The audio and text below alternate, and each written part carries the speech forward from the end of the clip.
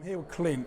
He's the filmmaker behind #ActorsLife, quite a quirky film that's in competition at our festival in Madrid. Welcome. Thank you, Steve. Lovely to meet you. Great to be here. Thank you. What's the synopsis, please?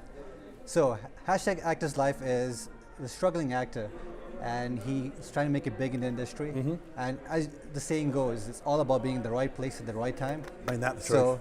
he happens to be at the right place at the right time, Yeah. but he gets into the wrong car, and it's a car meant for someone else. It's a case of mistaken identity, Yeah. and that's when things go out of control. He gets more than what he bargains for, and yeah, that's what in a nutshell the movie's about. Brilliant. That's happened to me, actually. I've gone to the wrong car once, genuinely, but nothing on this scale. Okay, obviously you don't want to give too much away, I understand it, but a bit of an obvious question is the hashtag part. Yeah. Was that always your intention to do that, or did that happen as you went along? Well, it actually plays a key part in the movie because him being a selfie-addicted actor, Yeah. it kind of gets him in trouble later on in the movie. So it's because of that. That's why the movie, the #ActorsLife came about. Yeah. Because you know what they say, you put your whole life on Instagram. Yeah. And, I don't, thankfully. I'm not on it, or Facebook, deliberately. But anyway, I know where you're coming Yeah. from. So this is where sometimes you may not want to share everything you take photos of. Exactly. And that's pretty much how the movie's title came about. But how did the idea come about? The idea, well, funny enough, the main actor, his name is Steve. He plays Jose in the movie, Yeah. the struggling actor. So he and I, he's a writer as well. So he and I, we've worked together before. So we were brainstorming ideas on what should we do next. So he had something about, what if an actor gets into a wrong car? And that was it, right? So now I was thinking about it. I'm like, you know what? I can make something of this. So I expanded the idea. I got the whole story down. Yeah. I gave it to my talented writer. He helped write it out, and that's how #ActorsLife came about. And how did you fall into the business? Oh, sorry, it's probably the wrong way to. That sounds really denigrating. But how did you end up being in the business you're in? Where did it all start?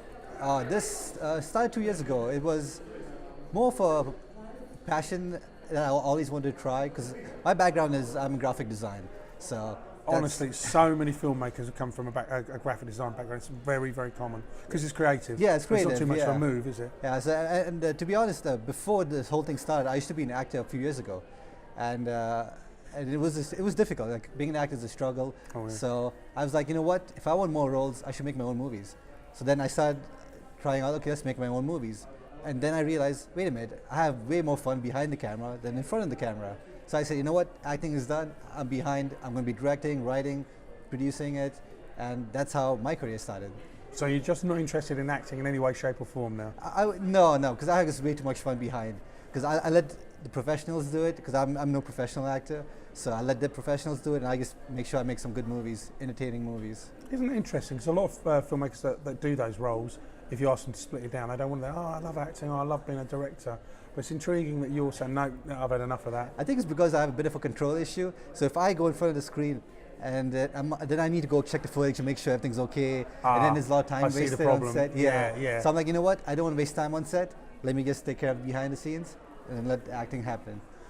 Trouble with acting is it's a big leap to go from an actor to, because suddenly there's money going to be involved in this, and then of course you've got to think about all that and how you're going to fund these projects, where you're going to get the funding from, and to take the leap to go from that to become what you're doing now. Bit of a heart thumping moment, I guess. It was difficult in the beginning, especially. Luckily, my graphic design work, I was quite in demand for that, so that helped pay for all my movies and all the other stuff. And once I started making the movies, I started getting recognized, with accolades and press and everything.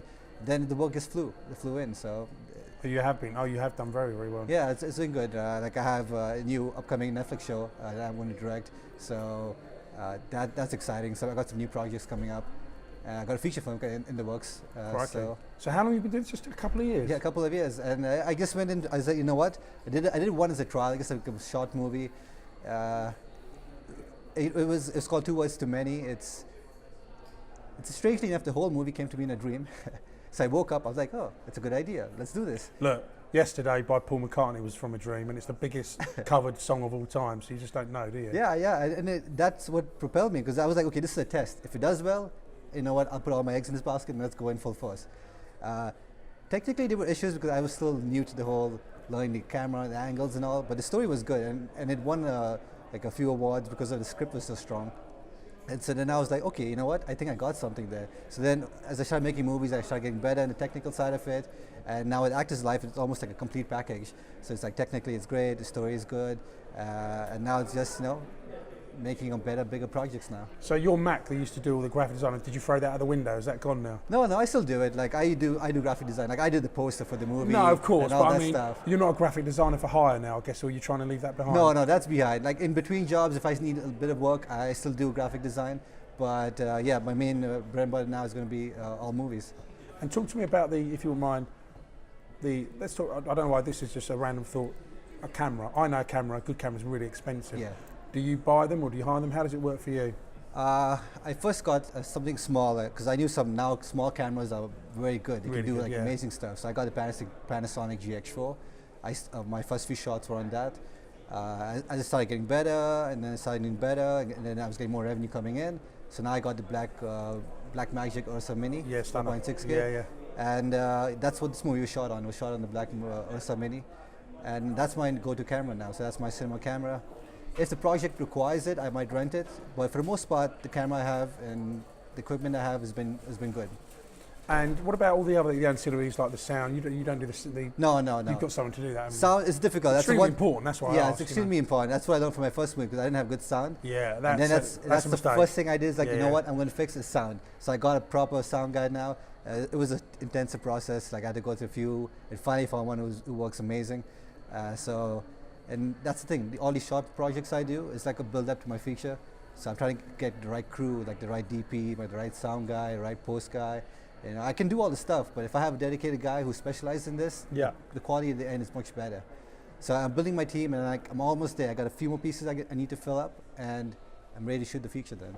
I still can't believe 2 years. That's incredible, isn't it? Yeah, I know. I'm There's surprised. filmmakers here would bite your hand off for that.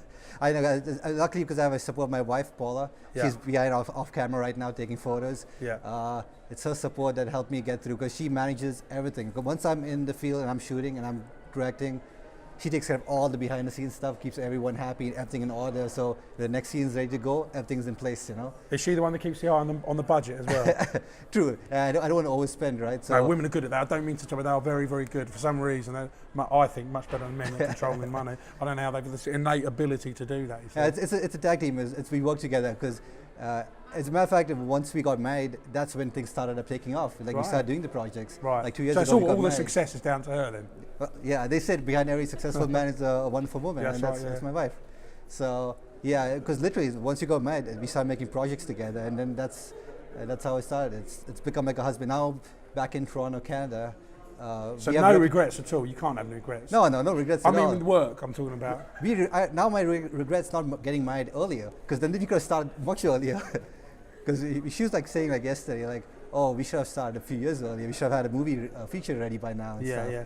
So I'm like, okay, you know what? We started a bit late, but it's okay. We'll catch up. And was it everything you hoped it would be? Yeah, I think it's beyond what I expected. I mean, at the pace I'm going and the contacts I've made, it's ridiculous because I didn't expect like I'd be doing like a part for a TV show and all that right now in just 2 years. No, right? I mean, genuinely, So- that's really, really good. So I'm blessed. Like it's not only just the skill, it's being in the right place. Like it's like Actors Life. It's like being in the right place, right time, meeting the right people. Like I've been fortunate enough to meet some of the right people who've helped me, guide me, introduce me to more people, and that's pretty much it. That's the business. The business is all networking. How much of a buzz is it when you're standing behind that camera directing people? Sorry. How much of a buzz is it when you're standing behind the camera directing people? It's fun. I love it a lot. But the sad thing is, it's so many months of prep for the shoot, and the shoot gets over so quick. Because you want to just do it, don't you? Yeah, because everything happens so quick. I make sure everything's like bang, bang, bang. You know, we make best use of the time, and it gets over so quick and fast, and then the high is over, and I'm like, oh, that was just too quick. And then it's months of post-production. I'm like dying to go back and shoot again. Sure, yeah. Yeah, so that's why we can't pump out as many projects as we like to. But once the team grows, and then I can hand off to someone else to do all the editing and everything, I can keep shooting more stuff. Well, that's a goal of it. That's why we had a production company. I started my own production company, Tiptoe Mango Productions, and we're hoping, like in a year or so, we have enough crew employees and all that, we could just keep shooting every month something. And are you slowly getting there? Yeah, slowly getting this, building. Like I have a roadmap. I seem like we are just on track right now, right on track. It's a few key pieces missing, I think, and then I feel like this year is the good year for us. And I think by the end of this year, everything should fall in place, and then next year will be like busy, like crazy. Like every month, I feel like we'll have some project. Yeah, honestly, you've done really well. Well done, Clint.